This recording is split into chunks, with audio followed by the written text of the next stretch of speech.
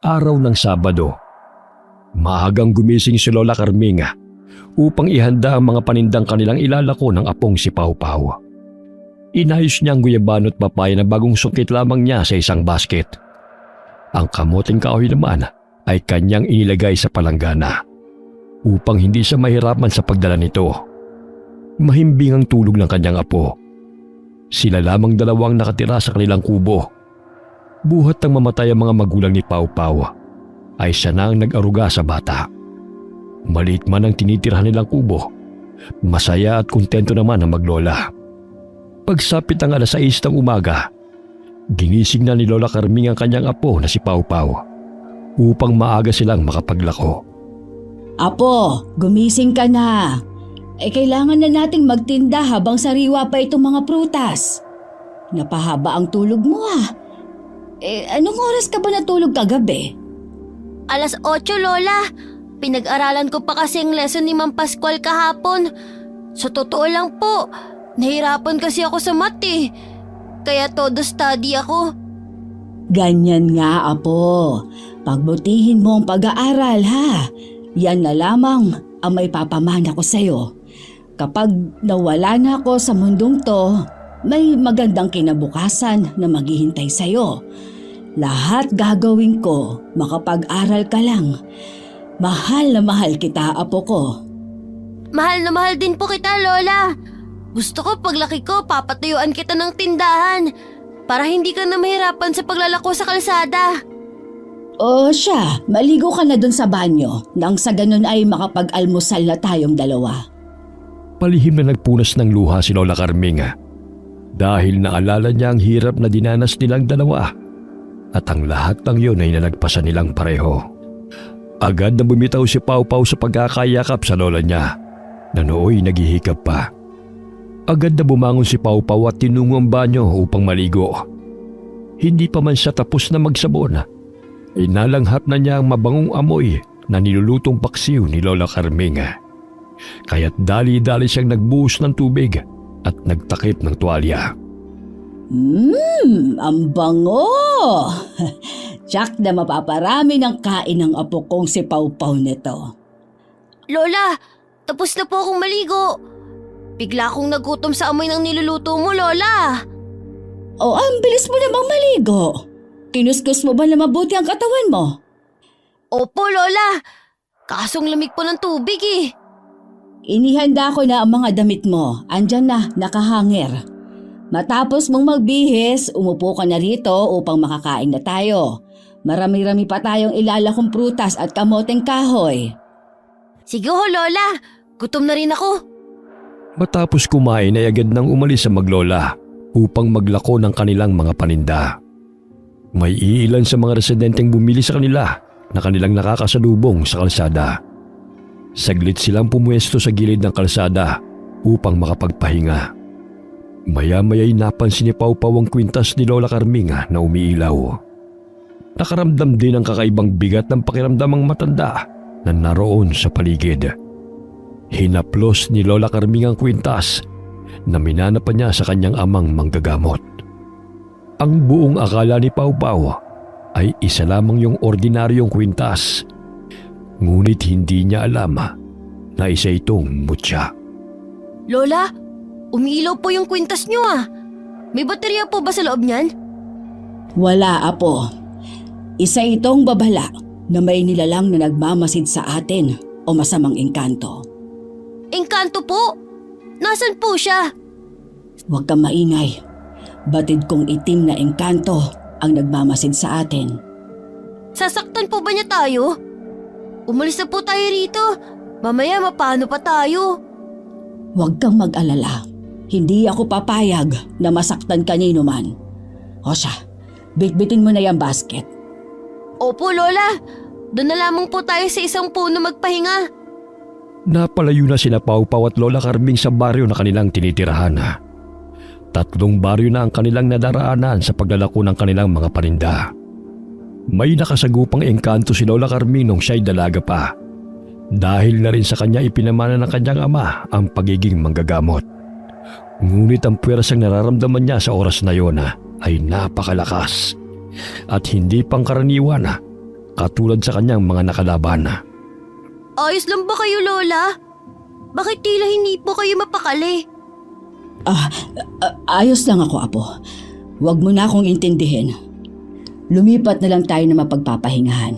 Hindi kasi ako komportable rito eh. Bakit hindi pa rin po humihinto sa pag-ilaw yung kwintas nyo? Kayong ang sabi nyo, wala namang baterya. Hayaan mo na lamang yan. Ang importante, makaalis tayo sa lugar na ito.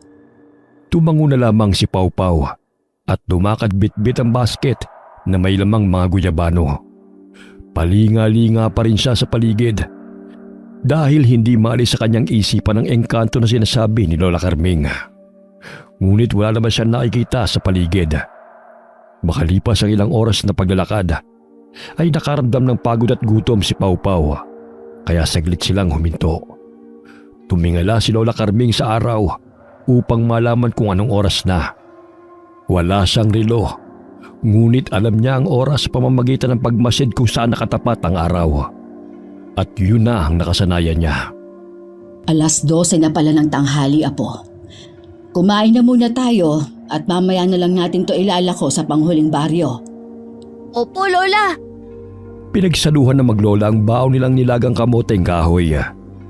Matapos kumain ay nakatulog si Pau Pau dahil sa pagod. Hinayaan na lamang siya ni Lola na matulog saglit upang maibsan ang pagod nito sa paglalakad. Ikaw na lamang ang meron ako, Apo. Kaya gagawin ko ang lahat upang makapag-ipon ng pera na pangtustos sa pag-aaral mo. Magbabanat ako ng buto hanggat kaya ko pa. Poprotektahan kita laban sa mga masasamang elemento na gustong kumuha sa'yo. Isasakripisyo ko ang lahat, kahit ang aking buhay. Sana, bago man ako lumisan sa mundong ito, ay makapagtapos ka muna sa pag-aaral. Nang sa ganon ay kaya mo nang lumaban sa hamon ng mundo. Muling naging emosyonal si Lola Carming habang tinitignan ang mukha ng kanyang apong si Pau Pau. Anak ni Lola Carming ang yumaong ina ni Pau Pau. Ngunit namaya pa ito matapos itong manganak. Ang ama naman ni Pau Pau ay namatay ng aksidenteng mabangga ng truck habang lasing na umuwi sa kanilang bahay. Dumaan ang ilang oras. 4:00 na ng hapon ang gisingin ni Lola ang kanyang apo. Apo! Gising na! 4:00 ng hapon. Kailangan pa nating ubusin tong paninda upang makabili tayo ng bigas. Kanya itong inalug-alug hanggang sa ito'y magising. Kinusot-kusot ni Pau Pau ang kanyang mga mata. Sa pangalawang pagkakataon muling umilaw ang bato sa suot na kwintas ni Lola. Ano na naman kaya ang elemento na ito? Mukhang sinusundan yata ako. Lola, umiilaw na naman po ang kwintas mo. Ibig ba sabihin yan, may engkanto na naman sa paligid? Sige, bumangon ka na at tayo'y uuwi na. Napadaan sila sa isang malaking puno ng balete at bigla na lamang may humila sa braso ni Pau Pau. Takot na sumigaw ang bata. Kaya ang kanyang mga bitbit na paninday tumilapon. Lola! Tulungan niyo po ako! Ayoko pong pumasok sa kahoy na to! Pau Pau, Apo! Hoy! Masamang elemento! Bitiwan mo ang aking apo! Lola, pakiusap! Tulungan niyo ako! Namilog ang mga mata ni Lola nang makita ang mabalahibong kamay ng elemento na humila kay Pau Pau. Nanlilisik ang mapupulang mga mata nito na nakatingin kay Lola Carming habang binibitin ng batang lalaki. Sa takot ni Pau Pau ay naihisa sa kanyang salawal. Nagtamang paningin ni na Lola at ng itim na elemento. Doon na napagtanto ni Lola na isa itong kapre. Pau Pau! Huwag ka mag-alala. Babawiin kita sa itim na elementong yan. Hindi ko hahayaan na makuha ka nila sa akin at maagaw nila ang aking mutya. Bitiwan mo ako! Kapring pangit! Ibalik mo ako kay Lola! Hoy, kapring itim! Ilabas mo ang aking apo. Ayokong saktan ka. Ngunit kung hindi mo ilalabas ang aking apo, ay mapipilitan akong labanan ka. Inilibot ni Pau Pau ang kanyang paningin sa paligid. Hinanap niya si Lola Carming. Ngunit tanging malalaking puno lamang ng balete ang kanyang naaaninaw. Hindi na yun ang lugar na kanilang pinuntahan ni Lola. Wari niya ay nasa ibang lugar na siya. Pinitik siya ng kapre, kaya't tumilapon siya sa mga halaman na noon lamang niya nakita. Maraming mga kakaibang bulaklak sa paligid na sumasayaw, kasabay ng pag-ihip ng hangin. Magiging alipin at kalaro na kita, bata. Katulad nila. Ngunit kay bilis ng buhay ninyong mga tao. Ang bilis ninyong mamatay. Anong ginawa mo sa kanila? Ba't ang daming mga kaladsay? Pakiusap, ayokong maging alipin mo. Wala ka nang magagawa. Akin ka na ngayon. At ang matandang kasama mo ay wala nang magagawa pa. Kukunin ko ang kanyang mutya upang makalabas-masok ako sa lugar ng mga tao. Pakiusap, ibalik mo na ako kay Lola. Maaari naman tayo maglaro sa aming bahay eh. Ayoko rito. Natatakot ako. Hindi ka na makakalabas pa rito. Tulad nila, ay mamamatay kang pinagsisilbihan ako. Iba na lang ang gawin mong alipin. Sige na, palabasin mo na ako rito. Umahimik ka! Baka gusto mong kasama ang matandang yun dito. Kaya lang mabilis siyang mamamatay. Dahil bilang na lang ang taon niya, dahil matanda na siya. Ayoko rito. Gusto ko kasama ko si Lola. Luminga-linga si Lola Carming sa paligid. Ngunit wala siyang nakikitang may dumadaan sa mga oras na yun. Kinuha niya sa basket ang mga dala niyang mga pangontra. Maliban sa mutya na suot niya. Siya ay may kakaibang asin na kulay pula na merong basbas mula sa yumaong amang manggagamot. Minsan lamang niya yung ginagamit kapag napakalakas ang puwersa ng kanyang kalaban. Ang sinumang masamang elemento ang matamaan nito ay maglalaho at kailanman ay hindi nababalik pa. Dahil sa itim na kapangyarihang taglay ng kapre, ay hindi na mahagilap ni Lola Carming ang apo. Biglang lumitaw ang kapre mula sa puno ng balete at pahalakhak pa itong sinitsitan si Lola. Hoy tanda! Kung gusto mong mabawi ang iyong apo, isuko mo sa akin ang kapangyarihan mo. Alam kong malakas ang taglay mong mutya. Ano ako? Tanga? Bakit ko naman isusuko sa'yo ang mutya ko? Ito ang magliligtas sa aming dalawa ng apo ko. Kaya hindi ko isusuko sa'yo ito. Mas importante pa ang mutya mo kaysa sa buhay ng apo mo? Pwes, hindi mo na siya makikita kailanman. Hinahamon mo talaga ako, ha? Ibabalik mo ang apo ko o hindi? Bingi ka ba? Ibabalik ko lang siya sa'yo kung ibibigay mo sa akin ang mutya. Ang mga katulad mo ay hindi mapagkakatiwalaan. Pakawalan mo si Pau Pau. Hindi mo siya alipin at kahit kailan ay hindi mo siya magiging pagmamay-ari. Isang orasyon ang isinambit ni Lola Carming upang mapawalang bisa ang kapangyarihang itim na bumabalot sa kanyang apo. Sinabuyan niya ng pulang asin ang puno ng balete kung saan naroon ang kapre. Ganun na lamang ang atungal nito nang dumampi sa kanyang balat ang pulang asin. Apo ko! Huwag ka mag-alala! Ililigtas kita! Itigil mo yan, tanda! Nasasaktan ako! Ititigil ko lang ito kung ibabalik mo ang aking apo. Kung may masamang mangyari kay Pau Pau, titiyakin kong papatayin kita. Parang away niyo na, Lola. Ayoko pong maging hapunan ng higante at pangit na nilalang na to. Tulungan niyo ako! Aray! Hindi ko ibabalik ang apo mo. Akin na sa ngayon. Isuko mo na sa akin ang iyong kapangyarihan, tanda! Ayaw mo talaga, ha? Pwes, pahihirapan kita. Pinalibutan ni Lola Carming ng pulang asin ang puno ng balete. Gamit ang dinasalang langis na Biyernes Santo ay sinabuyan niya ito. Halos sunod-sunod na atungal ang pinakawalan ng kapre. Hanggang sa magmakaawa ito sa matanda, naitigilan nito ang ginagawang pagpapahirap sa kanya. Tuluyan nang napawalang bisa ang itim na kapangyarihan na bumabalot kay Pau Pau. Lumabas ang bata mula sa puno ng balete na nakadapa. Tumayo si Pau Pau nang makita niya si Lola Carming at mahigpit nitong niyakap ang matanda. Babalikan ko kayo at kukunin ko ang suot mong kwintas, tanda! Ikaw na bata ka! Magiging alipin kita! Lola! Iniligtas niyo ako sa mabaho-pagit na higante na yun. Natatakot ho ako sa kanya. Ang baho-baho niya. Ayoko po ron. Ang daming kalansay akong nakita. Ang sabi niya, mga alipin niya raw ang mga yun na namatay. Ligtas ka na, Apo. May masakit ba sa'yo? Anong ginawa ng kapreng niyo sa'yo? Medyo masakit lang ho ang puwet ko dahil bumagsak ako nung binitawan niya ako. Kinulong po niya ako, Lola. Ayoko po ron. Huwag kang mag-alala. Wala na siya. Hindi ka na niya makukuha pa. Sumilay ang ngiti sa labi ni Lola Carming. Isa-isang pinulot na maglola ang prutas na tumilapon sa lupa. Kaunti na lamang ang naiwang kamoteng kahoy at prutas. Papauwi na sana sila nang masipat ng paningin ni Pau Pau ang tindero ng mga lobo at mga laruan.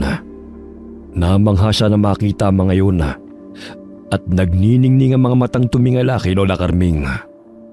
Naririnig din nila ang ingay ng mga tao. Karamihan ay mga bata. Huling baryo na yun na kanilang pinuntahan. Huminto sila saglit sa nadaan ng perya.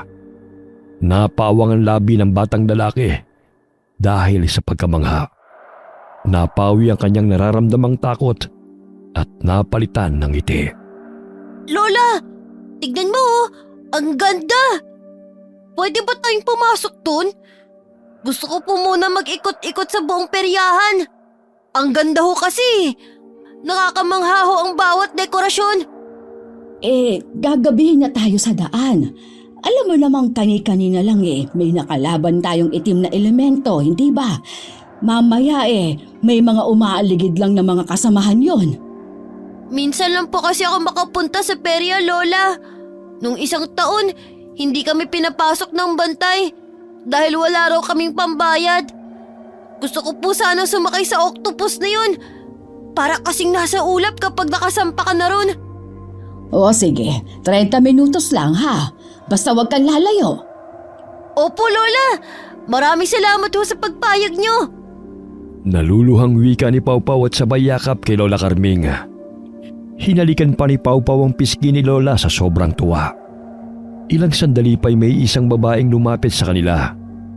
Nagtatakang tumingala si Pau Pau sa babae dahil ngumiti ito sa kanila. Magandang hapon sa inyo. Hello, Lola.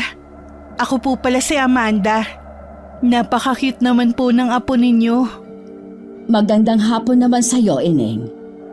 Pansin ko lang hindi kayo taga rito, no? Ngayon ko lang kasi kayo nakita Abay, oo. Nakarating kami rito dahil naglalako kami ng mga prutas at gulay. Hindi ko sukat akalain na mapadpad kami rito ni Pau Pau. Uuwi na sana kami, kaso nga lang, nakita niya itong perya. Kani-kanina lang sarado pa ito ng aming madaanan Fiesta kasi rito ngayon. May konting handa kami sa bahay. Sumama po kayo sa akin. Alam kong gutom na kayo dahil sa layo na nilakbay nyo. Huwag ka na mag-abala pa, Iha. Pauwi na rin kami sa amin. Kinuha ni Amanda ang mga laruang nakapatong sa mesa. May pwesto siya sa peryahan, kaya maraming mga batang nag-uumpukan sa color games na kanyang pagmamayari dahil maraming papremyo. Ganun na lamang ang tuwa ni Pau Pau nang tawagin siya ni Amanda upang ibigay ang laruang baril na umiilaw sa kanya. Hi! Itong laruan para sa'yo. Parang ang bait mo kasi. Marami pa sa bahay. Kung gusto mo maghapunan kayo ni Lola ron. May hinanda kaming masarap na ulam. Nakakahiya na sa'yo, Ineng.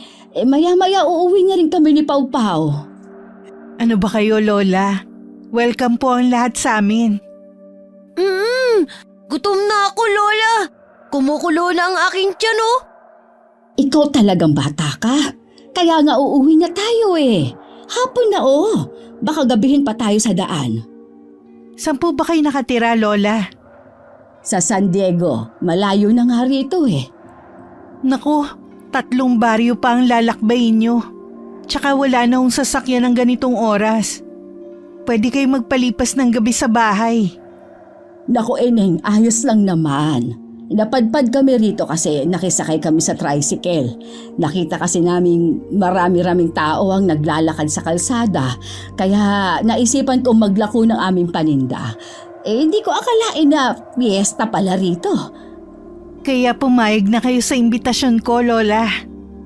Nag-aalangan man sumama na lamang si Lola Carming sa dalaga sapagkat nagugutom na ang apo niyang si Pau Pau. Kanina pa niya napapansin ang kakaibang ngiti ni Amanda habang matalim na pinagmamasdan ang kanyang apo. Sila'y nakarating sa liblib na lugar malayo sa perya. Nang makarating sila roon ay nakasalubong ni Lola Carming ang mga magulang ng dalaga. Inay, Itay, bagong kaibigan ko sina Pau Pau at Lola Carming. Magandang gabi sa inyo. Ngumisi lamang ang mga ito sa maglola at palipat-lipat ang tingin sa kanilang mga bisita. Lola, nagugutom na po ko. Ang sabi ko sa'yo, doon na lang tayo kakain sa bahay. Gabi na kasi, baka mapano pa tayo sa daan. Kaso Lola, gusto ko pong makikain kay Ate Ganda. At saka para na din makakain ako ng karneng baboy. Puro gulay at isda lamang kasi ang kinakain natin eh. Nandito na po tayo sa bahay kaya wag na ho kayong mag-alala. Hayaan nyo na si Pau Pau. Tingin ko minsan lang naman siya mag-aliw eh. Napabuntong hininga si Lola Carming sa sinabi sa kanya ni Pau Pau. Umawak si Pau Pau sa palda ng dalaga na nakilala lamang kanina. Umalis sa mga magulang ni Amanda. Ngunit saglit itong huminto sa paglalakad at muling lumingon kay Lola Carming. Iha, saan papunta ang mga magulang mo? Magtitinda sila ng balot at chicharon sa perya. Marami na kasing tao ron eh. At saka si nanay na yung papalit sa akin sa pwesto ko sa perya. Kahapon pa kasi ko nandun. Inaya niya ang maglola na pumasok sa loob ng kanilang bahay. Isang maliit na kubo na pinalilibutan ng maraming naglalakihang mga kahoy. Unang apak pa lamang ni Lola Carming ay kinilabutan na siya na hindi niya mawari. Lola Carming, pasok na ho kayo sa kubo namin. Pasensya na kung ganito lang ang bahay namin Ano ka ba, Iha? Ang importante ay nangingibabaw pa rin ang pagmamahal at respeto sa isa't isa. O sige Lola, maupo na muna kayo. Ipaghahain ko lang kayo ng makakain ninyo. Sige Ate Ganda, maghihintay po kaming dalawa ni Lola Carming. Amoy pa lang masarap ng ulam niyo eh. Huwag kang mag-alala, marami kaming niluto. Kaya mabubusog ka talaga. Sa wakas, makakakain na ulit ako ng karne. Minsan lang kasi ako nakakatikim nun eh. Tugon ni Pau Pau sabay kindat sa dalagang si Amanda. Tuluyan ang dumilim ang paligid. Kaya't napatingin si Pau Pau sa bilog na buwan nang sumilip siya mula sa bintana. Naaaliw siyang pinagmasdan yun. Sa kabilang banda, abala si Amanda sa paghain ng kaldereta. Lumabas siya mula sa kusina, bit-bit ang isang mangkok na may lamang kaldereta. Baka sa mga mata ni Pau Pau ang pananabik nang makita nito ang bit-bit na ulam ng dalaga. Ate Ganda, anong klaseng putahe po yan? Kaldereta. Specialty kasi ni nanay ito. Tuwing fiesta, ito yung niluluto niya. Wala ba kayong bisita maliban sa amin, Iha? Kanina pa po pumunta ang mga bisita ng kapatid ko. Maaga silang pumunta rito eh. Ganun ba? Ang tahimik kasi ng lugar at malayo-layo ang mga pamamahay. Nang matikman ni Pau Pau ang kalderetang inihain sa kanila ni Amanda, ay sarap na sarap ito sa pagkain. Nakadalawang mangkok pa si Pau Pau, kaya sobrang nabusog siya. Nanatili na lamang sina Lola Carming at Pau Pau sa bahay ni Amanda upang magpalipas ng gabi. 9:00 ng gabi, napabalikwas ng bangon si Lola Carming nang makarinig ng boses ng dalawang taong nag-uusap. Bahagya siyang sumilip sa maliit na butas ng dingding. Narinig niya na pinag-uusapan sila ng mga ito. Anong tinatago ng pamilyang ito? Kailangan kong maging mapagmasid. Kung ano man ang plano nila sa aming dalawa ni Pau Pau, ay sisiguraduhin kong hindi sila magwawagi. Lola, bakit gising pa po kayo? Ha? Wala, Apo. Kinagat kasi ako ng lamok. Lola, naiihi po ako. Halika, Apo. Sasamahan kita sa labas. Maliwanag naman ang buwan eh. Hinawakan ni Lola Carming ang kamay ni Pau Pau. Hindi pa man sila nakakalabas ng kwarto, ay nakarinig sila ng mga yabag patungo sa kanilang kinaroroonan. Lola, natatakot po ako. Tsaka, naiihi na rin. Huwag kang matakot, Apo. Nandito si Lola at hindi kita bababayaan. Dito ka nalang umihi. Mukhang may mga tao kasing paparating. Nagpalinga-linga si Lola sa paligid. Kinuha niya ang basket na naglalaman ng kanyang mga gamit. Apo, kailangan nating makatakas rito. Hindi na magandang nararamdaman ko. Tila may nalalapit na panganib. Ano pong panganib? Basta, sundin mo na lamang ang pinag-uutos ko. Kahit naguguluhan si Pau Pau ay tumango lamang siya habang nakikinig sa sinasabi ni Lola. Lumapit si Lola Carming sa bintana at dahan-dahan niya itong binuksan. Marahan siyang sumilip sa labas kung may tao ba o wala. Nang masiguro niyang walang tao, ay sinenyasan niya si Pau Pau na lumabas ng bintana. Lola, natatakot po ako. Apo, huwag kang mag-alala. Hindi kita pababayaan. Nakalabas sila ng bintana ng matiwasay. Napakapit si Pau Pau sa braso ni Lola Carming nang makita niya kung paano nagpalit ang isang babae bilang isang aso. Lola, may aswang. Huwag kang lumikha ng ingay. Baka makita nila tayo.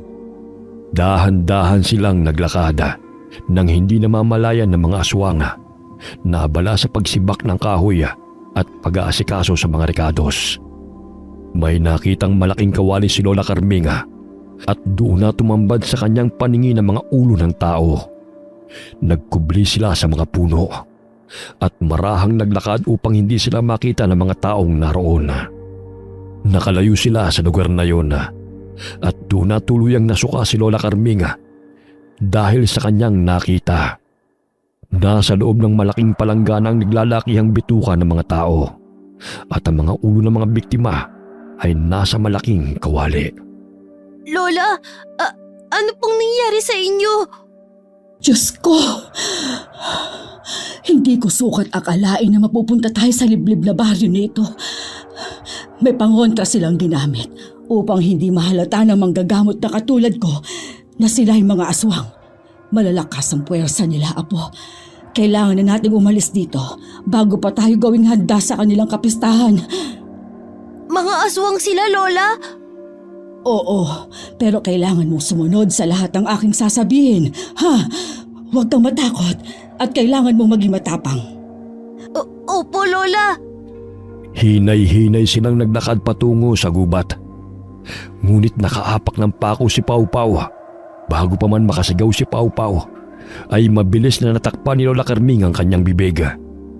Tumulo ang luha sa mga mata nito sa sobrang sakit. Saglit silang tumigil sa paglalakad at nagtago sila sa may damuhan. Pau, dito ka muna. Babalik lamang ako sa kubo. Huwag kang gagawa ng ingay upang hindi tayo mahuli ng mga aswang. Nakalimutan kong dalhin ang basket nang tayo ay bumaba mula sa bintana. Lola, huwag niyo ho ako iwan dito. Sasama ho ako, La. Hindi pwede, Apo. Kapag sumama ka sa akin, maaari nila tayong mahuli. May sugat ang mga paa mo, Apo. Dito ka lang.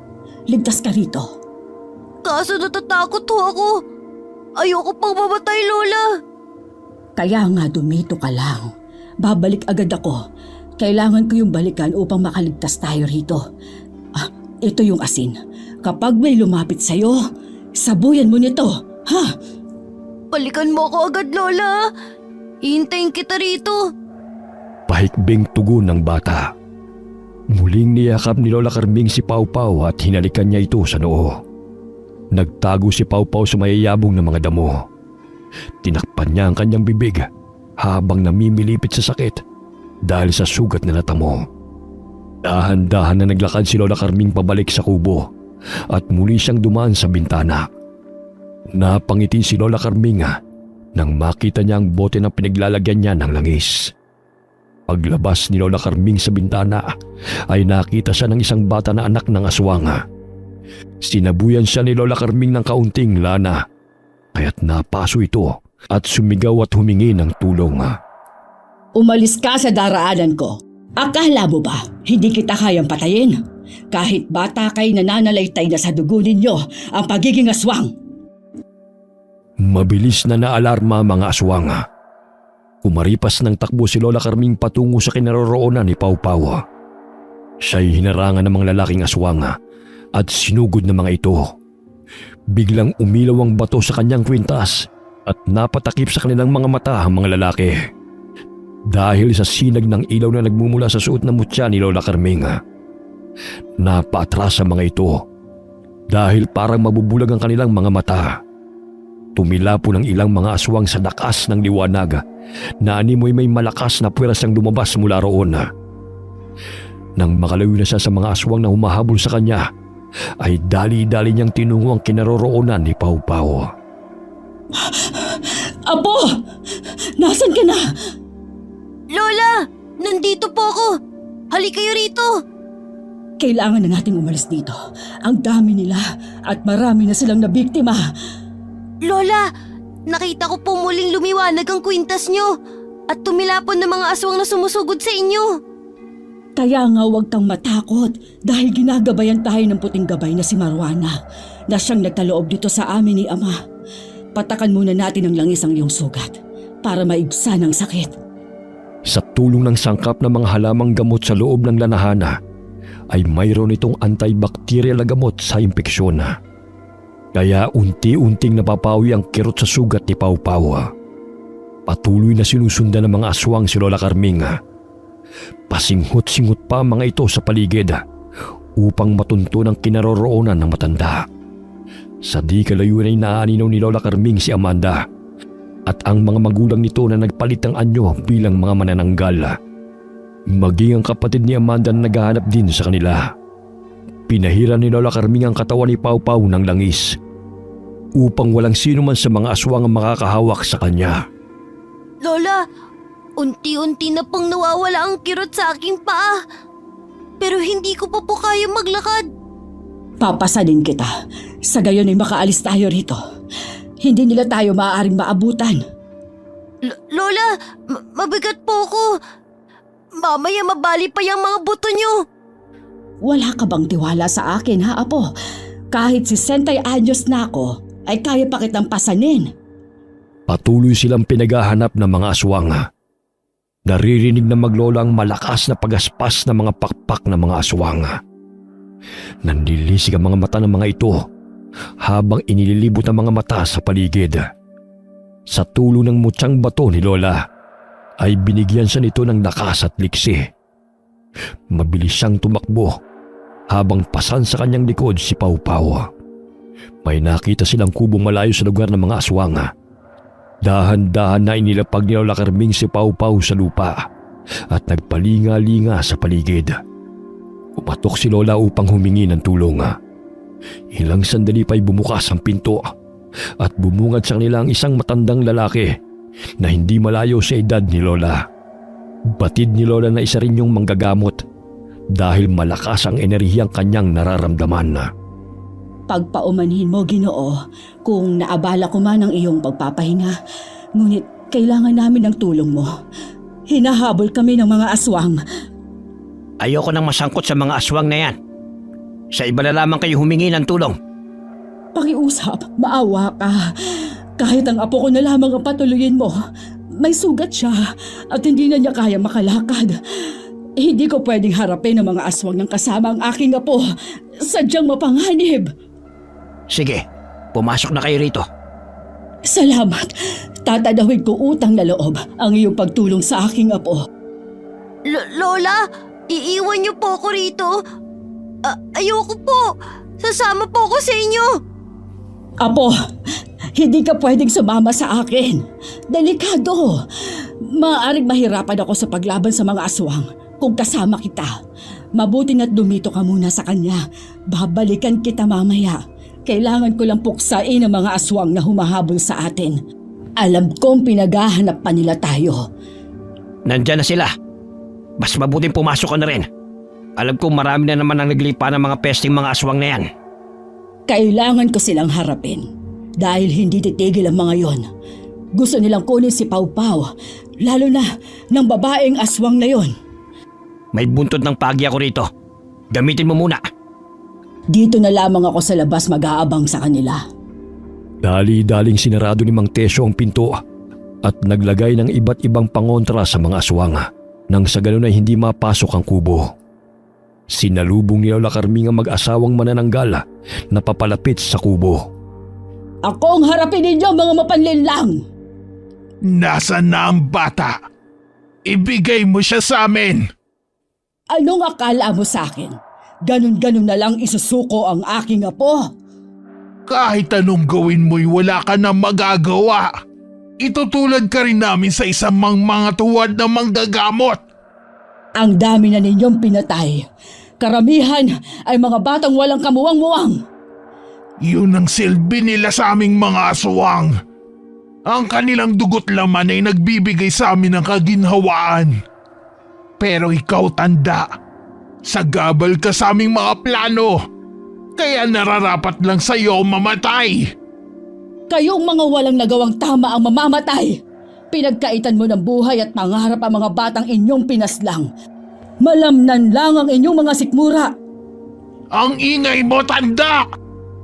Sinugod ng mag-asawang manananggal si Lola. Ngunit sinalubong sila nito ng hampas ng buntot page. Tinamaan ng lalaking manananggal sa balikat, kaya't napasigaw ang asawa nito dahil sa galit. Pinagaspas na mag-asawang manananggal ang kanilang mga pakpak upang muling sugurin si Lola. Ngunit naiwasan niya ito nang walang kahirap-hirap. At kanyang tinamaan sa bandang dibdib ang babaeng manananggal nang hampasin niya itong muli. Labis ang sakit na naramdaman ng mga manananggal sa tuwing tinatamaan sila ng buntot ng page. Tila nakukuryente sila sa tuwing dumadampi ito sa kanilang mga katawan. Hindi ako natatakot sa inyo. Kailangang matigil ang paghahasik ninyo ng lagim. Hanggat hindi nauubos ang lahi ninyo, hindi kayo titigil sa inyong mga kasamaan. Akala mo talaga'y mapapatay mo kami? Nag-iisa ka lang laban sa amin. Napaka-ilusyonada mo naman kung mauubos mo kami, tanda! Dumating si Amanda at kasama ang kapatid nito. Sinugod nila si Lola Carming. Ngunit mabilis niyang naiwasan ang matutulis na mga kuko ng magkapatid at sinabuhay niya ito ng asin. Dahilan na umatungal ang mga ito. Hoy, tanda! Tantanan mo ang mga magulang ko! Hoy, ikaw na babae ka! Ginamit mo pa ang aking apo upang sumama sa'yo! Ang dami ninyong batang pinatay! Kaya nga isasama ka namin sa bilang ng aming pinatay, tanda! Napakaswerte mo dahil nakatakas ka pa. Ngayon hindi ka na makakatakas!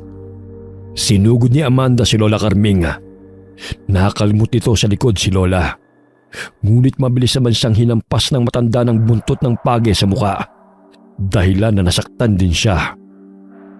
Bumukas ang pinto ng kubo at doon lumabas si Mang Tesyo at pinagsasabuyan ng asin ng mag-asawang manananggal habang nakikipaglaban si Lola kay Amanda. Natakot ang ibang aswang na sumugod dahil umiilaw ang kwintas ng matandang babae. Gamit ang pinatulis na kawayan ay tinusok ni Mang Tesyo ang pakpak ng amang manananggal, kaya malaki ang sugat nitong natamo. Ang lalakas ng loob niyong lumabas na naman ng inyong mga lungga. Tinaon niyo pa nakabistahan ng baryo.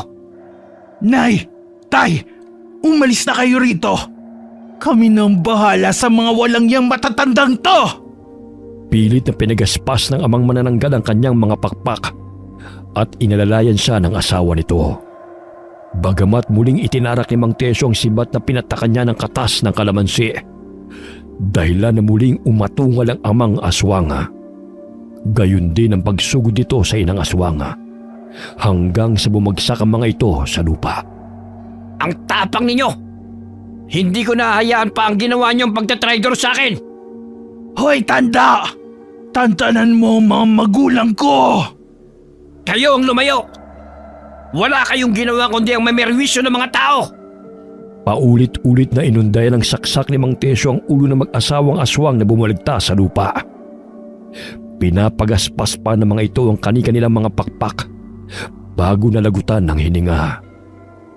Malakas na humiyaw sina Amanda at Thalia nang makitang unti-unting nalagutan ng hininga ang kanilang mga magulang. Samantala, napangiwi si Lola Carming dahil sa sugat na kanyang natamo. Ngunit dahil sa taglay niyang lakas na mula sa kanyang kwintas na suot, ay hindi siya basta-basta mapapaslang ng mga aswang. Babalikan ko kayo! Pagbabayaran ninyo ang pagpaslang sa mga magulang ko! Panghahamon pa ni Amanda kay Lola Carming. Pinigaspas nito ang malapad nitong mga pakpak at mabilis na dinagit ang mga nakahandusay na mga magulang. Bago pa man siya matamaan ng sibat ni Mang Tesyo, ay nakalipad na ito palayo. Ngunit muli siyang hinambalos ni Lola Carming ng buntot ng page, kaya't tinamaan siya nito sa likod. Dahilan na mawalan siya ng balanse at bumulusok pababa.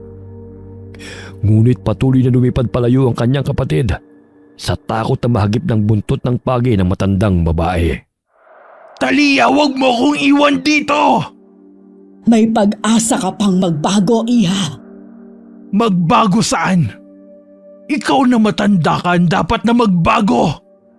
Kayong mga huwad na manggagamot ang walang puwang sa mundong to. Dahil kayo ang dahilan ng pagkamatay ng lahi namin! Malakas na hinampas ni Amanda gamit ng pakpak nito si Lola Carming. Muli niyang pinagaspas ang pakpak at nilisan ang lugar na yon. Naiwan si Lola Carming. Sa sobrang pagod ay napaupo siya sa may damuhan at nakaramdam ng kirot sa kanyang likod. Pumasok ka na muna sa bahay. Alam kong pagod ka na sa pakikipaglaban sa mga aswang na yon. Ang dami nila, bukod sa kanilang magpamilya. Maraming bata silang pinaslang. Hay nako, naglipanan na naman sila. Matagal silang nanahimik. 1 linggo ko nang nararamdaman ang muling pagbabalik ng mga aswang na yon. Nasugatan ko si Amanda. Alam kong babalik yon para maghiganti.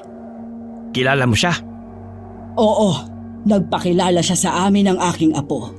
Inimbitahan niya kami sa kanilang tahanan upang kumain. Pumasok sila sa kubo at doon nadatnan nila sa ilalim ng mesa si Pau Pau. Dahil sa takot at pagod ay nakatulog na ito roon. Binuhat ni Mang Tesyo ang bata at pinahiga sa katre. Kinumutan niya ito bago ginamot ang mga sugat ni Lola Carming. Kailangan natin puksain ang mga aswang na yon. Kailangan ko ng tulong mo. Alam kong malakas ang iyong kapangyarihan at kayang-kaya natin silang matalo. Gustuhin ko man, ngunit nababahala ako sa kaligtasan ni Pau Pau. Ayokong madamay siya. Kaya nga kailangan natin pag-isipan ng mga hakbang na ating gagawin. Kung hindi natin sila magagapi, marami pa silang mabibiktima. Lalong-lalo na mga batang katulad ni Pau Pau. Ginagamit nila ang kahinaan ng mga bata. Sa kagustuhang mailigtas sa mga residente sa baryo, pumayag si Lola Carming sa sinabi ng Mang Tesyo. Kailangan nilang sugpuin ang paghahasik ng lagim ng mga aswang na nakatira sa baryo di Magiba. Hindi magkakaroon ng katahimikan at kapayapaan ng baryo kung patuloy na maghahasik ng lagim ang mga kampo ng kadiliman. Inabukasan, dumating sa kubong tinitira ni Mang Tesyo ang kapitan ng baryo di Magiba, si Kapitan Julio, at may kasama itong 3 tanod. Magandang araw, Mang Tesyo. Napag-alaman kong may kaguluhan daw na nangyari dito kagabi. Sinugod na naman kami ng mga aswang, Kapitan. Aswang? Naniniwala ka pa sa mga aswang sa tanda mong yan? Sa tagal kong naninirahan dito, wala pa naman akong nakikitang aswang Kung meron mang aswang, siguro hindi taga rito sa atin. Maaaring dayo. Naku Kapitan, totoo ang aswang. Nakakasalamuha mo pa nga ang ilan sa mga aswang Nasisiguro ko na kung sino sila. At sino yung kasama mo? Mukhang bagong salta siya rito Maaari ka bang malaman kung anong pangalan mo, Lola? Ako si Carming, taga Barrio San Diego. Sitio San Diego? Ang layo nun dito Kailan ka pa naparito at bakit ka nandito? Napadpad kami rito dahil naglalako kami ng aking apo ng mga gulay. Tapos may nag-imbita sa amin na kumain sa kanilang bahay. Nalaman namin na mga aswang pala sila. Kaninong bahay naman kayo pumunta?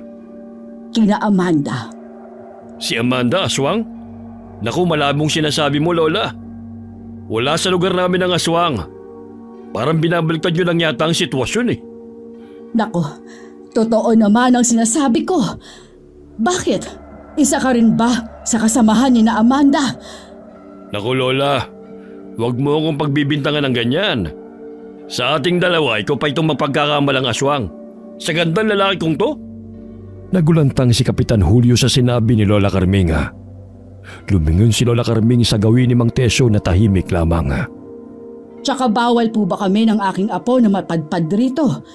Alam mo, Kapitan, kailangan mong kilalanin ang mga taong sakop ng inyong pamumuno. Hindi ka ba nakakarinig ng balita tungkol sa mga aswang? Gayong kitang-kita ng mga mata ko ang dami nilang mga biktima. Hindi naman po sa ganun, Lola.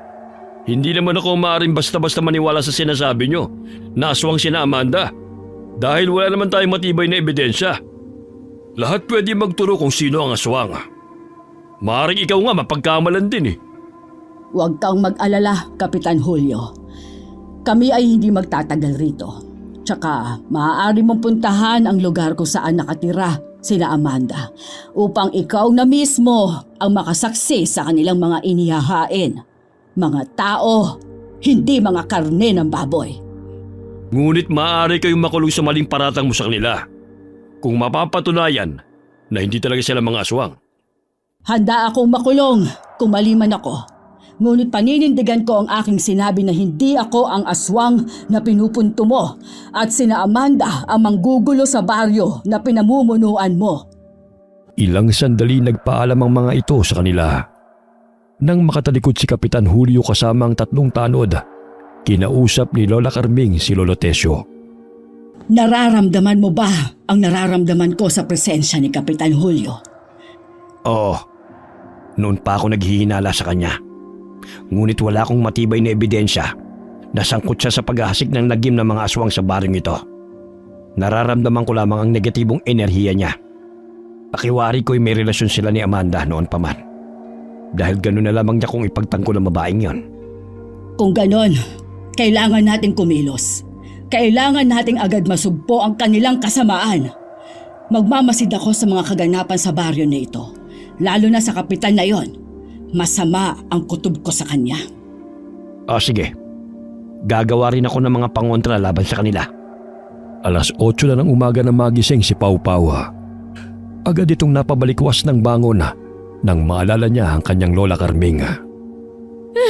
Lola! Nasaan ka na, Lola? May aswang, Lola! Mabuti at gising ka na. Tahan na, apo. Huwag ka na umiyak. Nagbalik na si Lola. Hindi kita iiwan. Ngunit kailangan ni Manong Tesyo ang tulong ko upang mapuksa ang mga aswang sa baryo na to. Lola, sigurado po kayo? Kung matinding laban ang kaharapin natin, baka masaktan po tayo. Apo, hindi ko gustong masaktan ka, pero kailangan nating magtulungan.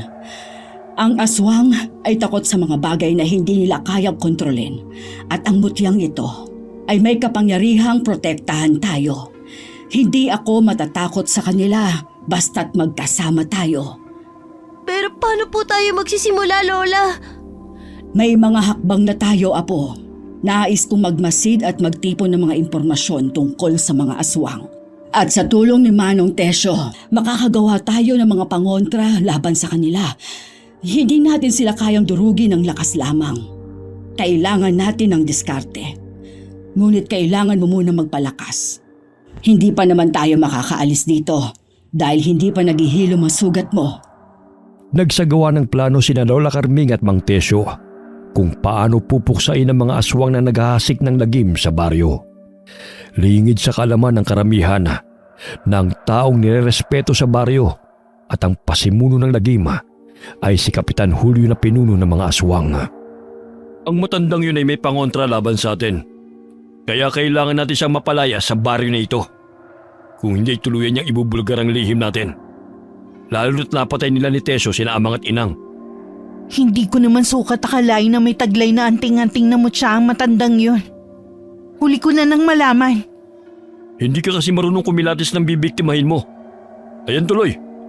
Ipapahamak mo pa ang buong angka natin. Pwede ba wag mo akong sisihin? Namatayan ako ng mga magulang. Dapat din sa kanila ang mamatay. Samantala, tumulong si Pawpaw kina Lola Carming at Mang Tesyo na paghandaan ang muling paglusob ng mga aswang. Nilagyan niya ng dinikdik na bawang at asina ang bawat bato na gagamitin niya sa kanyang tirador na siya namang ginawa ni Mang Tesyo para sa kanya. Lihim na pumuslit si Pawpaw at nagtungo siya sa kubo ni Amanda upang magmasid. Nang mapansin ni Lola Carming na wala ang kanyang apo, agad niyang nilibot ang paligid upang hanapin si Pawpaw. Lumipat sila ng matitirhan na hindi matutunton ni na Amanda. Ilang sandali lumabas ng kubo si Lolo Tesyo, bitbit ang sibat na ginawa niya para sa mga aswang. Naaninaw niyang aligagang hinahanap ni Lola Carming si Pawpaw. Bakit Carming? Nasaan si Pawpaw? Hindi ko nga rin alam, Tesyo. Bigla na lang siyang nawala sa kanyang pwesto. Kani-kanina lang, nariyan siya sa batuhan. Hindi kaya nagtungo ito sa baluarte ng mga aswang? Ang batang yon, umiral na naman ang kuryosidad. Baka pinuntahan na niya ang mga aswang. Saan ka pupunta Carming? Hindi ka pwedeng pumunta roon na mag-isa. Sasama ako sa'yo. Hindi na kailangan, Tesyo. Dito ka lang.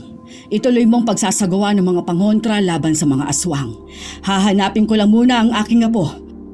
O sige Carming, mag-iingat ka. At sana'y makabalik kayo ng ligtas. Maraming salamat, Tesyo. Ikaw rin ay mag-iingat rito. Agad na nagtungo si Lola Carming sa baluarte ng mga aswang. Dala ang panangga. Malayo pa lamang ay natatanong na siya ni Amanda. Anong ginawa mo rito, tanda? May pana ka pang dala. Sisiguraduhin mo na bang mapapatay mo ko? Ang apo ko, nandyan ba? Anong ginawa niyo sa kanya? Wala dito ang apo mo. Hindi ako hanapan ng mga nawawala. Anong sinasabi mo kay Kapitan na aswang ako? May nakita ba kayong mga pinatay na tao rito? Umamin ka, Amanda. Nasaan ang apo ko? Anong ginagawa mo rito, Lola? Hindi ba't ang sabi mo hindi na kayo magtatagal dito? Hinahanap ko ang aking apo, si Pawpaw. Ilabas niyo siya, Amanda! Huwag mong paratangan ng mga residente rito sa pagkawala ng iyong apo, Lola. Bakit, Kapitan Julio? Ikaw ba'y kakampi ng mga kampon ng kadiliman? Nagulat si Kapitan Julio sa kanyang narinig at nakaramdam siya ng takot nang matalim siyang tinitigan ng matanda. Naanimoy binabasa ang pagkatao nito.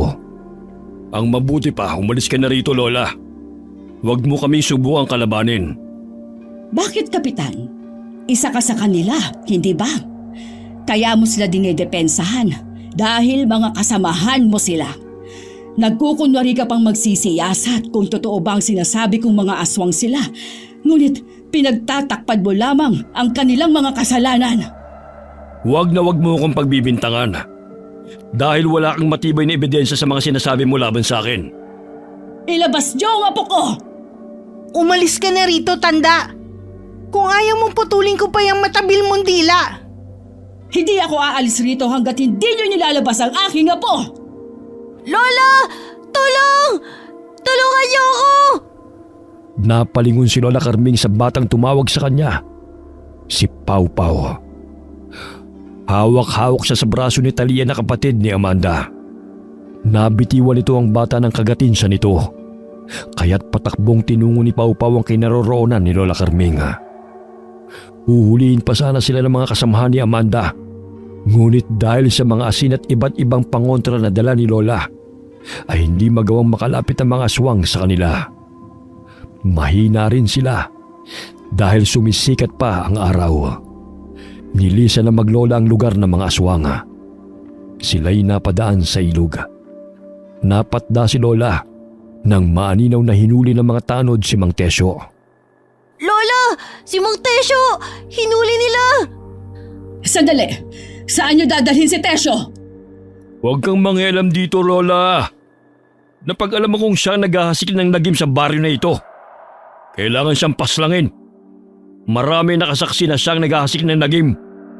Huwag mo siyang pagbibintangan! Hindi siya naghahasik rito ng lagim kundi kayo! Ang dami na ngang nagtuturo na si Mang Tesyo ang aswang.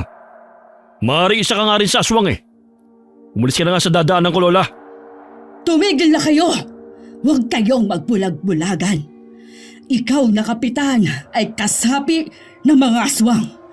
Pinagbibintangan lang ninyo si Tesyo. Sa gayon ay may maituro lamang kayo sa mga tao na siyang dahilan na pagkawala ng mga bata. Hindi naniniwala ang mga tao kay Lola Carming. Bagkus siya'y pinagtatawanan lamang ng mga ito. Nagawa siyang traidorin ng mga taong kanyang tinulungan. Kaya't hindi makapaniwala si Mang Tesyo sa maling paratang ng mga tao sa kanya. Kaya ikaw, Lola, kung ayaw mong madamay, umalis na kayo rito. Pakawalan niyo siya! Hindi siya ang totoong salarin, kundi sina Amanda at ang mga taong nakapalibot sa kanya. Maniwala kayo! Anong gagawin natin, Lola? Hindi natin siya pwedeng pabayaan, Apo. Tutulungan natin siya. Ikinulong ni Kapitan si Mang Tesyo sa kulungan sa labas ng barangay hall. Galit na galit ang mga tao kay Lolo Tesyo, lalo na ang mga anak at asawa ng biniktima ng mga aswang. Wala silang kamalay-malay na ang kapitan nila ang pinuno ng mga aswang. Nagdududa rin si Lola Carming na ang mga tao ay kinokontrol ni Kapitan Julio. Nagtungo ang maglola sa likod ng barangay hall at kanilang sinilip si Lolo Tesyo na naroon sa ginawang kulungan. Siya'y nakaposas at nakagapos sa mga paa. Tesyo! Huwag kang mag-alala! Ililigtas ka namin ni Pau Pau! Huwag niyo na akong pag-aksayan pa ng oras. Hayaan niyo na lamang ako. Hindi ka namin pwedeng pabayaan! Ililigtas ka namin! Tayong dalawa ang papaslang sa mga aswang! Ang mga tao'y abala sa paghahanda sa lugar kung saan hahatulan ng kamatayan si Mang Tesyo. Ang ilan sa mga ito'y nangunguha ng sanga ng kahoy. Pagsapit ng gabi, handa na si Lola Carming na iligtas si Lolo Tesyo sa kamay ng mga tao sa utos ni Kapitan Julio. Apo, handa ka na ba? Dapat maging matapang ka. Opo, Lola. Handa na po ako upang iligtas si Lolo Tesyo sa mga kamay ng mga tao. Irador at pana ang dala ni Pau Pau. Samantalang bitbit ni Lola Carming ang buntot pagi na pinahira ng Biyernes Santong langis na may orasyon. Gabi, tinungo ng maglola ang lugar kung saan hahatulan si Lolo Tesyo. Isang nakakapanindig balahibo ang kanilang nakita na kanilang naaninaw sa daan. Si Kapitan Julio'y nag-anyong malaking aso. Hindi inaasahan na baling ang tingin nito sa kanila. Samantalang si Mang Tesyo ay nakagapo sa malaking kahoy ng akasya habang napapalibutan ng mga sanga ng kahoy na handang sindihan anumang oras. Pakawalan niyo ako rito! Isa itong bitag ng mga aswang! Sigaw ni Lolo Tesyo. Ngunit hindi siya pinakinggan ng mga tao. Bagkus siya'y pinagtatawanan pa ng mga ito. Pagsisisihan niyo na hindi niyo ako pinakinggan! Si Kapitan Julio ang pinuno ng mga aswang! At kontrolado niya kayong lahat! Maniwala kayo sa akin! Maging kayo gagawin nilang pagkain! Hindi na makapaghintay ang mga tao sa pagsunog kay Lolo Tesyo. Ang mga mata nila'y puno ng puot Hangad nilang maipaghiganti ang mga mahal nila sa buhay na pinatay ng mga aswang, lalo na ang mga buntis at bata.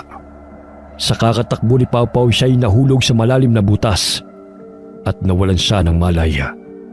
Samantalang si Lola Carming ay patuloy na hinahabol ang pinuno ng mga aswang at ng manananggal na si Amanda. Maya-maya'y nagpalit ng anyo ang mga taong naroon bilang mga aswang. Sisindihan na sana ng mga tao ang mga sanga na nakapaligid kay Lolo Tesyo. Ngunit malakas itong sumigaw. Nandyan na sila! Magtago na kayo! Uubusin kayo ng mga aswang! Isa itong malaking bitag! Mga hayok sila sa laman! Muli silang bumalik at wala na tayong kawala pa sa kanila!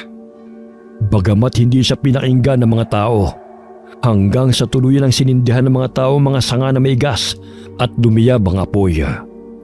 Agad na naalarma si Lola Carming nang may narinig siyang pagaspas ng pakpak ng manananggal na papalapit sa kanyang pinagkukublihan.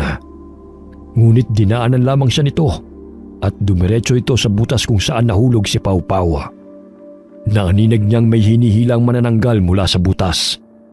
Namilog ang mga mata ni Lola Carming nang makita na si Pau Pau yun na walang malay. Pau Pau, apo ko! Huwag mong sasaktan ang apo ko! Matuli na tumakbo si Lola Carming patungo sa kanyang apo dahil maingat itong pinahiga ng manananggal sa lupa. Nagkatitigan sila ng manananggal. Ngunit imbis na patayin ng manananggal si Pau Pau, ay tinulungan pa nito ang bata. Taos-pusong pasasalamat ni Lola Carming dahil mabait na aswang ang tumulong sa kanyang apo. Napagtanto ni Lola Carming na hindi lahat ng aswang ay masasama. May mabubuti rin sa mga ito at napatunayan niya yon sa dalagang manananggal na tumulong sa kanyang apo. Tinapik-tapik niya ang pisngi ng apo hanggang sa ito'y magising. Apo, gising. Nandito na si Lola. Ano ba ang nangyari sa'yo, bata ka? Lola, akala ko hindi ko na kayo makikita. O siya, kaya mo pa ba maglakad? Dahil kailangan ni Manong Tesyo ang tulong natin. Ayos naman po ako, Lola. Tara na po, Lola. Magkahawak kamay nilang tinahak ang daan patungo sa kinaroroonan ni Lolo Tesyo. Ngunit pagdating nila roon ay nagkakagulo na ang lahat. Nagkalat ang mga aswang sa buong paligid. Kanya-kanyang pinoprotektahan ng mga tao ang kanilang sarili laban sa mga aswang na lumusob sa plaza. Nagulantang si Lola Carming nang hindi niya mahagilap si Mang Tesyo. Inilibot niya ang kanyang paningin sa buong plaza. Nagsimula na mag-alala si Lola para sa kaibigan.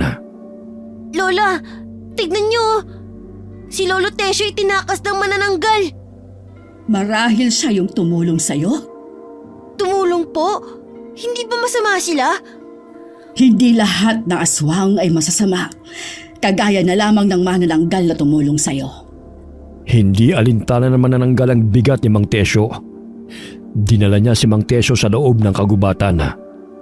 Ang buong akala ni Mang Tesyo'y katapusan niya na. Ngunit nagulat siya sa ginawa ng manananggal. Itinago siya nito sa likod ng malaking ugat ng puno. Bago lumisan ang dalagang manananggal, mahigpit na pinagbili nito na huwag siyang lalabas hanggat hindi siya bumabalik. Sa daan ay hinarangan ni Amanda si Lola Carming. Malakas nitong hinampas ng malalapad nitong pakpak ang matanda, kaya't tumilapon si Lola. Mukhang nangihina ka na yata, tanda. Nawala na ba ng bisa ang anting-anting mo? Hoy, pangit! Huwag mong saktan ang lola ko! Aba, matapang ka na ngayon Eh kung patayin ko tong matandang hukloban na to.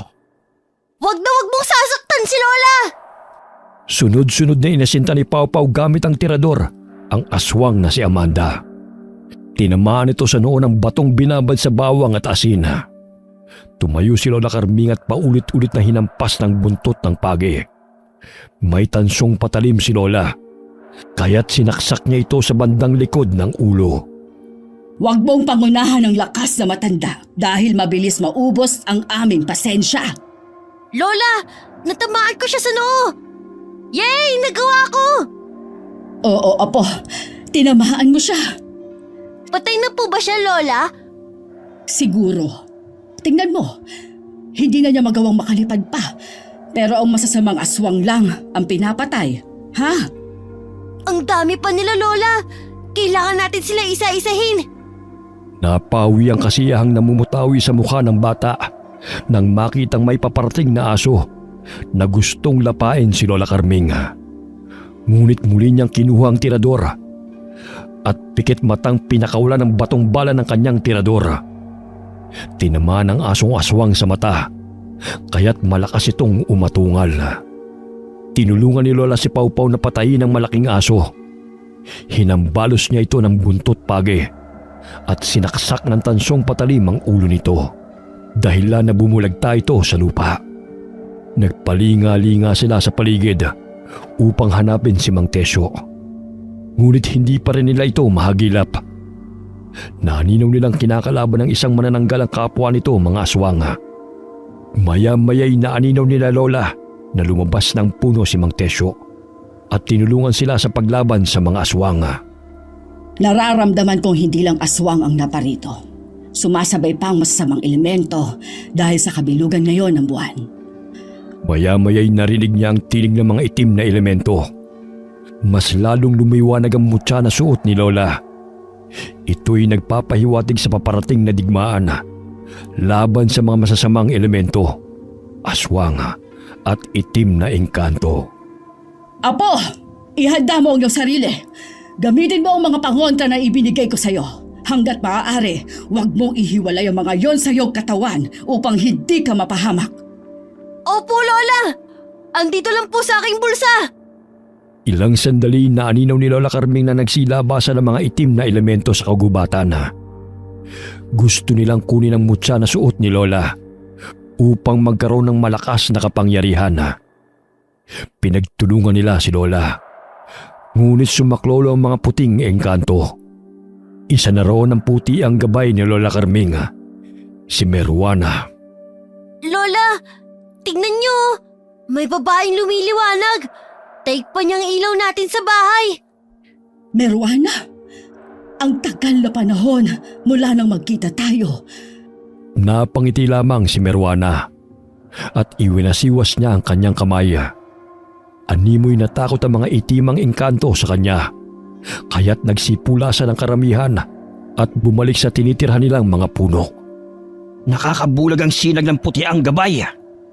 Siya si Meruana, ang nagbigay sa akin ng mutya, maging ni Ama. Pambirang lakas ang meron siya. Kinatatakutan siya ng mga itimang engkanto. Ilang sandali tila pumasok si Meruana sa katawan ni Lola Carming. Tila bata lamang itong nagkatawang matanda kung makipaglaban. Gamit ang buntot page ay isa-isa niyang hinahambalos ang kanyang mga kalaban. Maging ang mga itimang elemento na gusto siyang sugurin ay napaatras dahil sa liwanag na kumakawala sa buntot page. Ngayon lang ako nakaramdam ng ganitong lakas sa talambuhay ko. Tignan mo, Lolo! Bumabagsak sila! Sige, Lola! Durugin mo ang mga kalaban! Magtago ka, Apo. Mamaya matamaan kita. Tumakbo si Pawpaw upang magkubli sa likod ng puno. Ngunit hindi niya inaasahan na may aswang na nagkukubli roon, kaya't hinablot siya nito upang kagatin. Sa pagkakataong yun ay hindi na masyadong takot ang bata sa tulong at gabay na rin ni Meruana. May nakapasang sanga at itinusok yon sa mata ng aswang. Kanina pa kayo Nakakapagod na kayong tumakbo! Ni hindi kayo maubos-ubos! Pawpaw, napaano ko riyan? Huwag niyo na po kong alalahanin! Tinusok ko na po ang mga mata niya! Hinablot ni Mang Tesyo ang aswang na gustong sumakmal kay Pawpaw at inunday niya ito ng saksak sa katawan ng paulit-ulit. Mga wala kayong magawa kundi ang pagbintangan ako. Ngayon, sino sa atin ang aswang? Ha? Apo, nasan ka na? Nasaktan ka ba riyan? Hindi ho, Lola! Siya po ang nasaktan ko! Gusto kasi ako sakmalin Huwag kang mag-alala, Carming. Tinodas ko na. Bahagyang nakaramdam ng katahimikan sa paligid si Lola Carming. Ngunit malakas na umihip ang hangin at nanindig ang kanilang mga balahibo dahil sa pinakawalan na puwersa ng mga engkantong itiman. at kampo ng kadiliman. Ngayon lang ako nakaranas ng ganito sa tanang buhay ko. Mukhang nagsanib pwera sa mga kampo ng kadiliman. Tignan mo ang buwan. Tila nilalang mo ng dilim ang liwanag. Ibig bang sabihin may nagbabadya pang panganib? Hindi ko rin alam. Hindi basta-bastang nagpapakita si Meruana kung walang masamang mangyayari. Ang huling pagpapakita niya ay 30 taon na ang nakalilipas. Noong panahon na naglipa ng mga mambabarang sa aming baryo. Nakakabingi ang katahimikan. Palagay mo'y may gagawin pa ang mga aswang na yon? Parang wala naman na sila, Lola. Hindi ko na naririnig ang mga atungal nila. Huwag ka maingay dahil hindi lahat ng katahimikan ay ligtas. Maaaring nagmamatsyag lang ang mga kalaban sa ating mga ikinikilos. Maya-maya'y sabay-sabay na umatungal ang mga aswang na nagtigbaliw bilang malalaking aso. Sabay-sabay nilang nilusob sina Lola Carming, Mang Tesyo at Pau Pau na nooy magkakasamang nakatayo. Sabuyan mo sila ng pulang asin at langis. Hindi ko hahayaan na makalapit ang mga animal na yon kay Pau Pau. Gamit ang kawayan ay isa-isa silang hinahambalos ni Mang Tesyo. Dahilan na pumalahaw ang mga ito sa tuwing tinatamaan. Hinahambalos din ni Lola ng buntot pagi ang kanyang mga kalabang aswang. Habang si Pau Pau ay nakabang sa kanilang paglapit, hawak ang supot ng pulang asin. Ilang sandali biglang umilaw ang kwintas ni Lola Carming ng nakakabulag. Maging si Mang Tesyo at Pau Pau ay napatakip ng kanilang mga mata. Lahat ng kanilang mga kalaban ay tila napapaso sa liwanag na nagmumula sa kwintas. Isa-isang bumubulagta ang mga aswang sa lupa. Naanimoy natutusta sa tuwing tinatamaan ng liwanag na nagmumula sa kwintas. Apo, kita mo? Ang liwanag ng kabutihan ay hindi matitinag ng dilim. Opo, Lola. Natutunan ko na hindi lahat ng laban tinatapos ng madilim na puwersa. Ang liwanag ay laging magtatagumpay. Sana magwakas na ang paghahasik ng lagim ng mga aswang. Pinagbintangan pa ako ng mga yun Patay na si Kapitan at Amanda. Karamihan pala rito na naninirahan ay mga aswang. Taga-bundok sila. Kaso simula nang magawi rito si Julio at nanalong kapitan, ay unti-unti na silang nagsilipat dito sa baryo. Kaya ang daming nawawalang kabataan. Mabuti na lamang ay natuklasan ang kanilang lihim. Kung hindi sa tulong niyo, hindi ko naman ito magagawa na mag-isa. Napansin ni Lola Carming na tila may puwersang lumabas mula sa kanyang katawan. Muli niyang nakaharap si Meruana na kanyang engkantong gabay. Inilapat ito ang kanyang mga palad sa ulo ni na Lola at Pau Pau. Napangiti si Lola Carming sapagkat alam niya na kung sino magiging tagapangalaga ng kanyang anting-anting at batong mutya kapag siya'y namayapa. Ilang sandali na wala si Meruana sa kanilang paningin. Ngunit muling kuminang ang kanyang kwintas. Pahiwatig na naroon lamang sa paligid si Meruana na gumagabay sa kanila. Nanatili sila sa loob ng gubat kasama ang mga nakaligtas na mga tao. Gayon na lamang ang paghingi ng paumanhin ng mga tao dahil sa maling bintang nila kay Mang Tesyo. Nakatulog sila hanggang sumapit ang umaga. Papungas-pungas si Pau Pau ng mga mata ng magising. Nakita niyang naglalakad-lakad sina Lola Carming at Mang Tesyo at pinagmamasda ng mga nasawing mga kalaban. Naging abo ang kanilang mga katawan na animoy natupok ng apoy. Ang lakas ng kapangyarihan ng iyong gabay na si Meruana. Tignan mo nangyari sa mga katawan ng mga aswang. Naging abo. Maging ako man ay hindi ko inaasahang maging ganito ang kanilang kahahantungan. Alam mo, Carming, naging palaisipan sa akin yung manananggal na nagligtas sa akin kagabi. Naalala ko may nunal siya malapit sa kanyang pulso sa kamay. Marahil siya rin ang nagligtas kay Pau Pau. Kung hindi niya kinuha si Pau Pau mula sa butas, ay hindi ko pa alam na nahulog siya ron. Hindi lahat ng aswang ay masasama. Kaso nga lang nadadamay sila sa kasamaan ng kanilang mga kalahi. Tulad din ng mga tao, may masasama at may mabubuting hangarin. Naway ligtas lamang siya. Hindi siya naging abo katulad sa kanyang mga kalahi. Naging aral sa mga tao na hindi dapat kagad maniwala sa sumbong ni Numana. Dapat ay maging mapagmatyaga at maging mapanuri bago husgahan ng iba. Karamihan sa mga kasamahan ng mga taong naroon ay nilapa ng mga aswang. Mabuti na lamang ang iba'y nakapagtago bago pa sila maabutan ng mga masasamang nilalang. Nahagip ng tingin ni Pau Pau ang isang babae. Maaliwalas ang mukha nito at bahagyang napangiti ito sa bata. Nakita rin siya ni na Lola, ngunit mabilis siyang umalis. Magaan ang pakiramdam ko sa batang yon. Alam mo ba, Carming? Naalala ko yung balat sa kamay ng manananggal na tumulong sa akin. Ganon din kasi ang balat ng aking nawawalang anak. Akala ko ba'y nag-iisa ka na lang sa buhay? May anak ako. Ngunit isang araw ay bigla na lamang siyang hindi umuwi galing eskwela. Siya si Thea. 12 taon lamang siya noon. Talaga? Ay kailangan nating hanapin ang manananggal na tumulong sa atin. Kung buhay pa siya, maaari natin siyang tanungin tungkol sa katauhan niya at kung bakit niya tayo tinulungan. Yung babaeng nakita natin kani-kanina lang. Ilang linggo ko nang nakikita na nakatanaw sa akin mula sa malayo. Hindi ko alam kung bakit. Ngunit sa tuwing lalapitan ko siya ay agad naman siyang umaalis. Siguro kung buhay man ang aking anak na si Thea, marahil magkasing edad sila. Hanggang ngayon pinapalalangin ko na sana'y buhay pa ang aking anak. Dahil wala naman akong bangkay na nakita. Kaya umaasa akong buhay pa siya. 9:00 na ng umaga nakarating si Mang Tesyo sa kubong kanyang tinitirhan. Napagpasyahan ni na Lola Carming at Pau Pau na manatili na muna roon ng isang araw bago umuwi sa kanilang tinitirhan sa San Diego. Sa ilang araw nilang pananatili sa baryo ng mga aswang ay marami nang naganap na pangyayari. Hindi naman maiwan ni Pau Pau si Mang Tesyo dahil kahit papano naging malapit na siya sa matanda. Lolo Tesyo, di ba wala na namang aswang? Sana dalawin mo kami sa amin. O di kaya'y dadalawin ka namin ni Lola rito. Abay, oo naman. Magkaibigan na tayo eh. Oh, eto, luto na ang nilagang saging. Alam kong gutom na kayo. Ayoko na pong kumain ng karne. Mamaya karne na pala yun ng tao. Gusto ko na lamang ng gulay at prutas, Lola. Minsan, hindi maganda ang pagiging matakaw sa pagkain.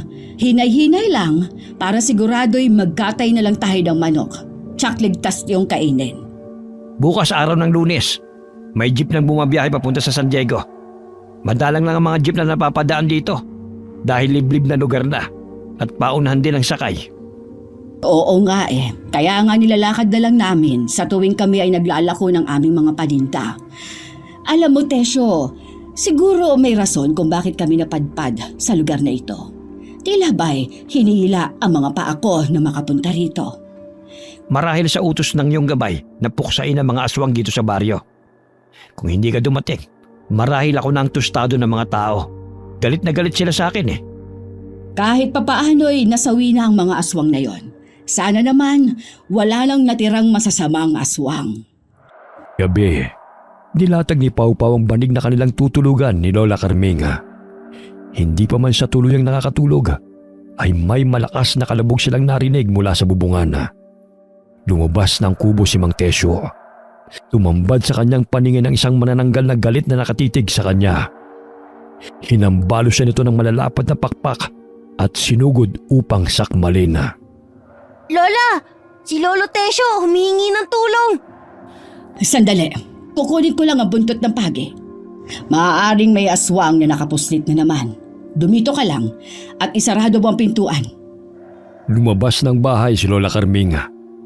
Bumungad sa kanyang mga balintatawang galit na manananggal. Kayo ang pumatay sa aking pamilya. Ang dapat sa inyo'y mamatay rin. Kayo ang tunay na salot, hindi kami. Wala na talaga kayong kadala-dala, ha? Bitiwan mo si Tesyo! Bago pa man mahataw ni Lola gamit ang buntot pagi ang manananggal na si Talia, ay malakas na siyang hinambalos nito ng pakpak. Inilapit ito ang mahabang dila at ipinulupot sa kamay ng matandang babae. Kung akala mo'y katulad ako nila na patumpik-tumpik at kinaya lang ninyo, pues ibahin niyo ako. Hindi ako papayag na matatanda ang tatalo sa akin. Papatayin kita katulad sa masasamang aswang na kalahi mo! Yun ay kung hindi ka malagutan ng hininga sa gagawin ko. Hirap na makabangon si Mang Tesyo. dahil napilayan siya sa paa ng matisod. Tutusukin na sana ng manananggal sa leeg si Lola Carming gamit ang dila nito nang biglang dumating ang isa pang manananggal at biglang sinakmal ang kauri nito. Malakas na palahaw ang pinakawala ng masamang manananggal at nagulat sa ginawa ng kauri nito. Nabitiwan nito si Lola Carming, maging ang matanda ay nagulat dahil muling bumalik ang manananggal na tumulong sa kanila. Habang naglalaban ng dalawang manananggal sa himpapawid, ay tinulungang makabangon ni Lola Carming ang kaibigang si Tesyo. Muntik na ako ron Bumalik siya upang tulungan tayo. Oo nga, malakas ang kutob ko na siya ang anak kong si Thea. Pero bakit siya naging isang manananggal? Paano nangyari yun sa kanya? Tulungan natin siya. Batid kong mas malakas ang masamang manananggal kaysa sa kanya. Marahil ay umiinom ito ng sariwang dugo ng sanggol at buntis, kaya malakas siya kumpara sa iba. Ilang sandali na aninaw ni Lola Carming ang putol na ibabang bahagi ng manananggal. Ngunit nag-alinlangan siyang lagyan ng asin yun dahil baka pagmamayari yun ang tumulong sa kanila. Hindi ko maaaring lagyan ito ng sangkap. Baka sa kanya ang bahagi ng katawan nito. Tutulungan ko siya. Kukunin ko lang ang sibat ko. Napalingon sila sa kinaroroonan ng dalawang manananggal na naglalaban nang may bumulusok patungo sa lupa. Pinagaspas nito ang kanyang mga pakpak, ngunit hirap na siyang makalipad dahil sa sugat na natamo at nabali ang kanyang pakpak. Nagpakita ka pa talaga. Hindi ko alam kung bakit buhay ka pa. Nakaligtas ka pala mula sa mga kasamahan namin. Ngunit katulad ka pa rin namin. Alam mo bang dahil sa pakialamero mong ama, kung bakit ka nagkaganyan? Ginawa kang aswang ni na ama't ina. Sa gayon siya mismo ang papatay sa'yo. O ikaw ang papatay sa kanya dahil galit siya sa mga kauri namin. Narinig mo ba yun, Carming? Anak ko raw siya. At akong dahilan kung bakit siya naging ganyan. Kaya siguro hindi siya nakauwi. Dahil mas minabuti niyang lumayo kaysa patayin ako. Mukhang dehado siya sa isang yon. Tulungan natin siya. Paika-ikang tinungo ni Mang Tesyo ang kinaroroonan ng manananggal. Bago pa man ito makalipad palayo, ay hinagis sa matandang lalaki ang hawak nitong sibat patungo sa lumilipad na manananggal. Sasanggain pa sana niya ito, ngunit tumusok yun sa kanyang pakpak. Dahilan na bumagsak siya sa lupa. Thea, anak. Totoo bang narinig ko? Ikaw ba yan? Tesyo, kailangan muna nating matalo yung isang manananggal. Mukhang tatakas na naman siya, oh. Nabaling ang tingin ni Mang Tesyo sa manananggal na nanakit sa kanya. Kaya't hinambalos niya ito ng pinatulis na kawayan. Kahit mapatay mo man ako, hindi mo na matatanggal sa anak mo ang pagiging aswang. Hindi ba't galit ka sa mga katulad namin? Kaya pinatay mo ang aking mga kasamahan. Sige, patayin mo ang sarili mong anak. Dahil isa na rin siyang aswang na kinamumuhian mo. Mga hayop kayo! Pinagkaitan niyong mabuhay si Thea ng normal. Mga wala kayong awa! Wala ka nang magagawa, tanda. Maging ikaw ay pinaglaruan ng kapalaran. Hindi ka magiging masaya. Kayong lahat! Mga hayop kayo! Mga wala kayong awa! Bakit ang anak ko ang pinahirapan niyo? Humahagulgol na paulit-ulit na hinambalos ng Mang Tesyo ng kawayan ng ulo ng manananggal. Tumatalsik pa ang malapot na dugo nito hanggang sa bawian ito ng buhay. Nakiusap si Thea na patay na rin siya ni Mang Tesyo dahil hirap na rin siya sa kanyang pagiging aswang. Madalas niyang nilalabanan na kumain ng laman ng tao at uminom ng sariwang dugo. Nang makatakas siya sa kuta ng mga aswang, ay mas minabuti niyang manirahan malayo sa gubat upang hindi makasakit ng mga tao kahit ang kapalit nun ay ang paglayo sa kanyang ama. Lumapit ang ibabang bahagi ng katawan ni Thea at dahan-dahan siyang pumatong doon upang mabuo ang kanyang katawan. Ilang sandali nagpalit siya ng anyo bilang normal na tao. Ngunit malaki ang sugat na kanyang natamo sa kanyang likod at balikat. Nabali rin ang kanyang kaliwang braso. Halika, ipasok natin siya sa kubo bago pa man siya makita ng mga tao at patayin. Ikaw nga anak, buhay ka. Gagamutin natin ang mga sugat mo. Huwag ka mag-alala. Magkakasama na tayo muli. Ilagay mo na muna siya dyan sa may papag. Kukuha lang ako ng maligamgam na tubig upang malinis ang kanyang mga sugat. Matagal kong hinintay ang pagbabalik mo, anak. Malakas ang pakiramdam kong buhay ka. Hindi ako naniwala sa sinasabi ng mga tao na patay ka na. Labis ako nagdalamhati sa pagkawala mo, anak. Bigyan mo ako ng pagkakataon na maiparamdam sa iyong muli ang pagmamahal ng isang ama. Naluluhang hinaplos ni Thea ang pisngi ng amang umiiyak. Mula noon ay matagal na niyang nais na mayakap ang ama. Ngunit natatakot siya na saktan ito kapag naging ganap siyang manananggal at hindi makontrol ang sarili. Kahit masakit ang kanyang mga sugat, ay pilit niyang niyakap ang ama. Lolo, sino po siya? Siya ang ate Thea mo. Siya ang anak kong matagal ko nang hinahanap. Madalas kong pinapanalangin sa may kapal na buhay siya. Anak niyo po siya? Pero nakita ko isa siyang aswang, Lolo. Shhh! Pau-Pau, doon ka na muna sa gilid at gagamutin ko muna ang ate mo. Huwag ka na munang mausisa, ha? Opo, Lola. Kinabukasan ay muling natakot na naman ang mga tao. Dahil sa muling nakitang patay na manananggal sa daan, inilibing ng mga tao ang bangkay ng manananggal sa pangunguna ni Mang Tesyo. Naging lihim ang pagkatao ni Thea mula sa mga kababaryo. Dahil nakasanay na nitong tumira sa gubat, ay hinayaan na lamang ni Mang Tesyo ang pasya ng anak. Paano ba yan, Tesyo? Aalis na kami ni Pau-Pau. Naway, maging payapa na ang baryong ito mula sa mga aswang. Batid kong masaya ka na dahil makakasama mo na si Thea. Napagtanto ko, Carming. Marahil kayo ni Pau-Pau ang naging dahilan upang makabalik ang aking anak. Dahil sa napagawi ko sa baryo ng mga aswang, ay naging susi yun na makabalik ang aking anak. At mapatay sila na siyang dahilan ng lagim dito sa aming lugar. Hindi ko kayo makakalimutang dalawa. Pangako, bibisitahin ko kayo sa San Diego. Aabangan namin ang inyong pagdating doon, ha? Pagbaba mo sa malaking puno ng Nara, papasok doon ay bahay na namin. O siya, sige na. May paparating ng jeep. Paalam, Lolo. Mag-ingat po kayo ni Ate Thea. Ikaw rin ha, magpapakabait ka. Huwag ka nang gagala sa gabi, delikado. Opo. Paalam po ulit, Lolo. Hanggang sa muli nating pagkikita. Paalam na sa inyo, Tesyo. Ikaw nang bahala kay Thea. Oh, ayun na. Huminto na ang jeep. Mag-iingat kayong dalawa. Kumakaway-kaway si Mang Tesyo sa maglola. Napapangiti pang palingon-lingon si Pau-Pau sa matanda habang lumalakad patungo sa jeep. Tila isang panaginip ang nangyari kina Pau-Pau at Lola. Gabi-gabi ring napapanaginipan ni Pau-Pau ang mga pangyayari. Minsan ay napapabalikwas pa siya ng bangon at umiiyak sa pag-aakalang hinahabulan naman sila ng mga aswanga. Apo, tapos na. Wala na silang lahat. Hindi ka na nila muling masasaktan pa. Lola, hindi ko po maialis sa isipan ko na mamaya dumating sila. Tapos kukunin nila tayo. Nakita mo ba yung liwanag na pumatay sa kanila?